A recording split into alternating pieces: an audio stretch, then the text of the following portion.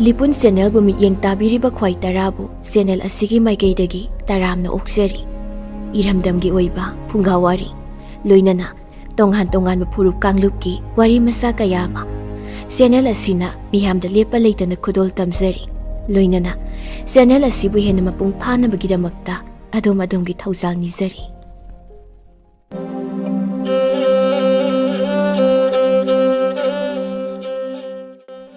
Thaina mamangaida patsoida tauman kauba yamna lairaba lawmi ama leiramboide mahakna macha masugidamakta magi nupiga loinana makhoi anina tanjaba sel pumna maksing adu amatta choithoktana ukhong amada ukhul hutlaga asum thadaduna tungsin boide sahi ahum longi matungdadi selna wa matang ani thalle ahum suba matang adusu tangkhai yorakle nong manumidang ama taumana tumlingaida mamangda lanthumgi lairembi lalaimana laktuna asumna hairammi he taumal nahangna aibu ukhong amada phajinduna aduk cheksina thamlibado aidi hayeng nangi nayum thadoktuna chatpa taredo asi haina hairamlaga lalaimana mangthokkhre tauman mikap khangthok thoraklami sempu oiriba wa adu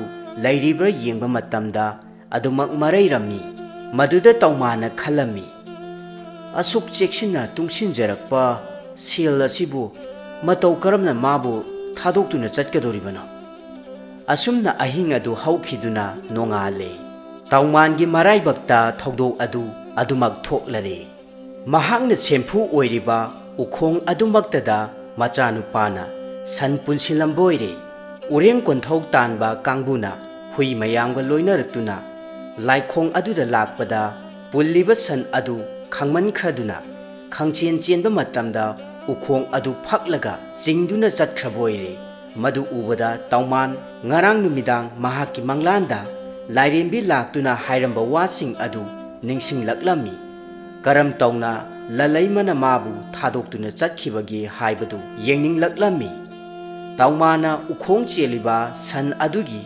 matung laplakna inaraklami nupa ama asum lakpada tauriba matau asi ubada is phareda popu wa amatang pambabu leiredana masi hekta oirage asi haina hairamlaga wa adu thauri lauthoklaga puduna chatkhre taumana machinda solammi ima lalaima mahakna nacha ibu thadoktuna kadaida lenggadoribano asi haina khalli mapi ira cheli wa laukhriba nupa adu ponthong amada changkhre ahal ama kauthoklaga khura masigi wasina potpu amatang hutbiyudo asi haiduna wa adu thanamlaga chatkhre taumana sangoi machi da phamduna lai khuraduna thoidokna yenglude horai paiduna wa matang ama kakke taurakpa matamda khura kakpiganu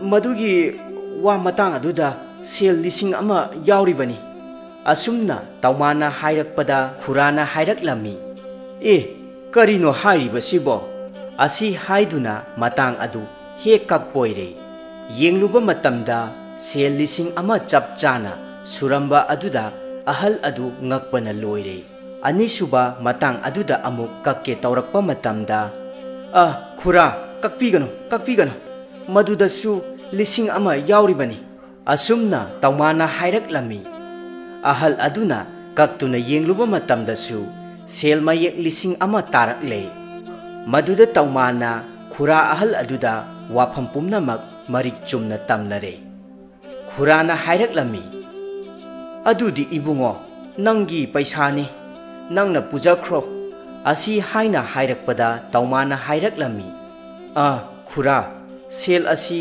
aigi natre ai logjararoi asi hairamduna chatke tawi khurana hairaklami fare ibungo sel sing asi pukho haibasu yadrabanina sangom chapu amatang pige masi pubikho asi haiduna sel mayam adu pairaga ahal aduna imungda changkhre ngaihak leiraga sangom chapu ama puthoraklaga taumanda pire taumana sangom chapu adu puraduna हराव हरावना चटखी लंबीदा तुरेल अमा लानबा तारदुना assume येंगलकपा मतमदा तुरेल खोंगनुंगदा ही अमा लापतकना लैरिबदु उरकलमी तौमाना हिबु अदुदा हाइजरदुना ही तोंगदुना तोरबान वांगवा लानथोकले तौबिमल खंगबगी मसक ओइना हिबु अदुदा संगोम चफुसी चाहौरो असी हाइदुना पुरकपा संगोम चफु अदु पिथोकलमले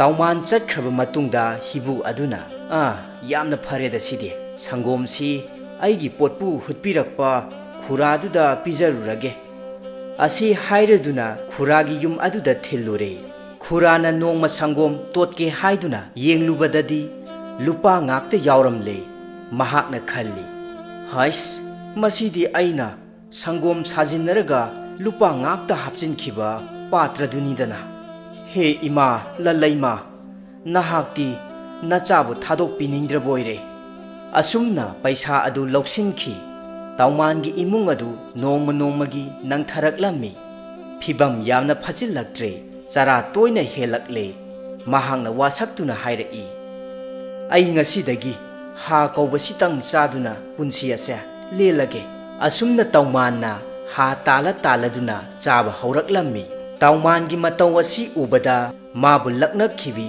ललैमना यामना नुंगाइरक्त्रबोइरे मदुदगी महाकपु इनाक खुलहलगे हाइदुना नोंगमा हनुबी अमा सारदुना तौमानगी मयुमदा लाक्लमी वारी वाताई सानरबा मतुंगदा हनुबी अदुना चटलगे हाइदुना चटख्रे इबुंगो यामना नुंगाइरे हौजिक्ति आइसु चटलगे को हनुबी अदुना फमलंबा मफम अदुदा लुपा खौजाव अमा लैरमले तौमाना लुपा खौजाव अदु पाइदुना परप परप तानरकलगा हनुबी अदुदा पीख्रे इबेन मसीगी लुपा खौजाव असे इबेनगी ओइरमाले इबेन फमलंबदुदा मसी लैरमले मसी इबेनगी ओइरमगनी पाइबिख्रो इबेन मदुदा ललैमना खल्ली तौमान हाइबा नुपा असी पैसा लिकोल अमत लौ हाइबा याद्रे महाक्ति आइगी इनाई असेंगबनिदो महाक्ना वारिबा असिदगी अइहाक्ना कोकपिदबा याद्रे असोमदा तौमान नोंगमा नोंगमगी फिबम फत्तबा हेंजिलक्लमी महाक्ना हा तांदुना चाबदसु फंजिलक्लमदे नोंगमदी ललैमगी सायोन हनुबी अदुना ममंगदा लाक्तुना असुमना हाइरम्मी इबुंगो तौमान नंगी चानबा हा लैसिलक्त्रेदो नंगी युम मनाक्ता लैरिबा चिंगदुम मचा अदुगी नोंपोक थंगबा चिंगमाइदा सना खोंनांग अमा हौरिबदुगी मखोंगदने हा पांबी अमा हौरमगनिदो मदुगी मसा अमा थेक्लगा नंगी इमुंगदा थाव नपुनसि चुप्पा ओकननबा हा फंगनिदो मंगताक वादुगी मतुंग इन्ना हाइरिबा मफम अदुदा चटलगा तौमाना हा मसा अमा थेक्लगा मागी इमुंगदा थारे महाक्ना हा तानबा मतमदा सना लुपा ngakta फंगले तौमाना ललैमना थौजानबिरबनी हाइदुना मोमोन नोक्चरमी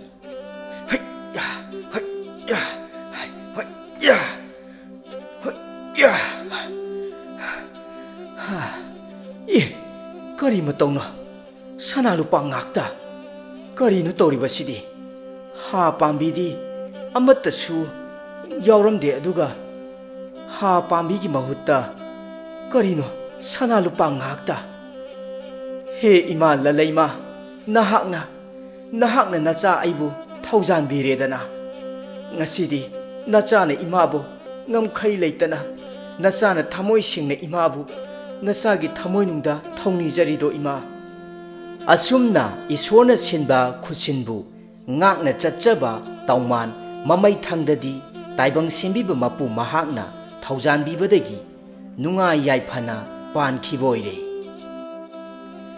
थाइना ममांगैदा जिली मोसोरी कौबी नुपी अमा लैरमबोइरे नोंग महाक्ना नुंसित कन्ना सिटपा अपाकपा चिंगदोलदा हिपतुना लैरिङै मतम अदुदा खा थंगबा माइकैदगी सुकना ममलबा लैचिल मपै अमा पाइरक्तुना महाकपु पुंकुप कुपसिलमलगा स्वाइ मांगखिरम्मी नुमित अदुदगी हौरदुना मोसिरो मकुक मथा लेप्तुना मतमगी मतुंग इन्ना machanupa ahum mathang mathang phangjarami.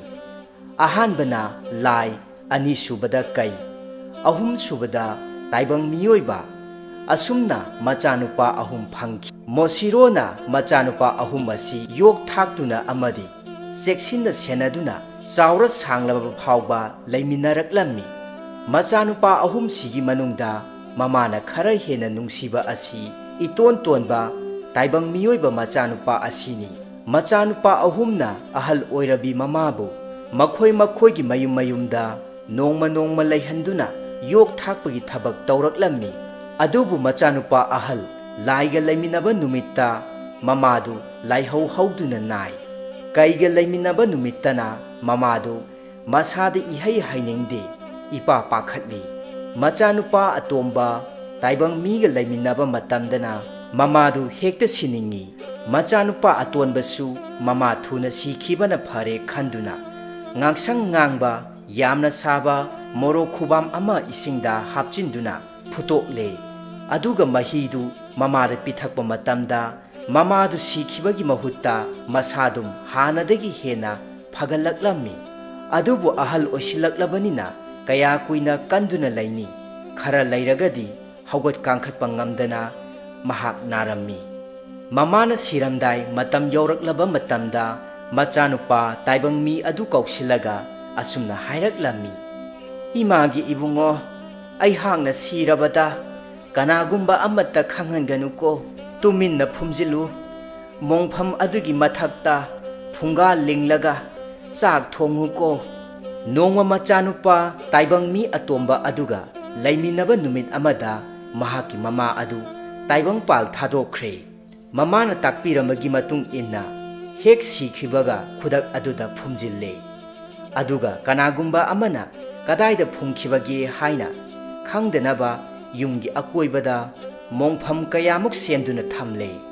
Numidangi matamda machanupa kai halakpada mama leiramdaba uba matamda mathwai yamna nungaitraduna mamagi asiba masa koithi thiraklami. Yumgi kachin koya khongban luklang narak mongsong changchanduna thirakpa matamda thiba phangdre. Manau yaimagi matau adu ubada macha ahal laina manaubu themjinba oina makhutna mangakta nalaga asumna hairammi. Inau naha karisu waruranu asi haina haibadigi kai adu mangak lengba haiba ngamdre. Maram aduna ngasi phawba kaina mangak yet oi haiba ngamdriba matung lomda yengba ngamdribasi mayamba laina makhuna nankhiba numit adudagini. Numit adudagi hauna kaigi mangakta saru amatamak pankhi. Matung lomda yenge hairabadi masa pumlai leithoktrabadi yadre. Mangak leithok leisin yakhidaba numit adudagi hauna kai mamabu amuk hanna thikhidre. Makhoi ahum mama leitraba aduda punna leiminaba yararoi khangladuna matam chupagi oina kadai kadaida leisige haina wa khanaba hauraklammi. Mosirogi macha ahum lai kai amadi taibang miyoiba lainanaba khwaidagi pamjaba mafamdi tampaki lam asini. Amanasu lainingi amanasu lainingi. Yengnarabagi matungda mamai thangda lamjen tanarga lepnarasi haina yanaraduna lamjengi thaurang pumba tawre. Napi chabun ama matonda kisinba sai ama leibakta yungsinduna lamthungpham semle.